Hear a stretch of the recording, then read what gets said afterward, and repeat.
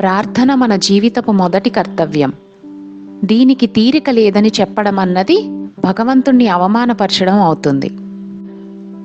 గమ్యాన్ని చేరడం కంటే ఆశతో ప్రయాణం చేయడం మంచిది.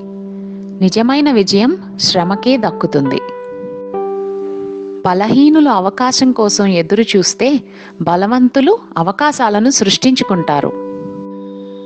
రోజా మొక్కలకు ముళ్ళున్నాయని ఫిర్యాదు చేయకుండా ముళ్ళ చెట్టుకు రోజాలు పూస్తున్నందుకు ఆనందించండి. కింద పడకుండా ముందుకు సాగడంలో గొప్పతనం లేదు. కింద పడిన ప్రతిసారి లేచి నిలబడి ముందుకు సాగడంలోనే గొప్పతనం ఉంది. త్వరగా పడుకుని త్వరగా లేవడం వల్ల ఆరోగ్యాన్ని, సంపదను, వివేకాన్ని మనిషి పొందుతాడు.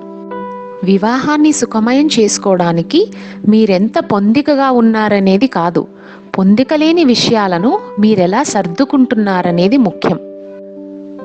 హృదయపూర్వకమైన చిరు ప్రార్థన హృదయం లేని దీర్ఘకాలపు ప్రార్థన కంటే చాలా గొప్పది. మిమ్మల్ని గురించి మీరు తెలుసుకోవడం అన్నదే జీవితంలో అతి కష్టతరమైన పని. నోరు దాటిన మాట, విసరబడిన రాయి తిరిగి రావు.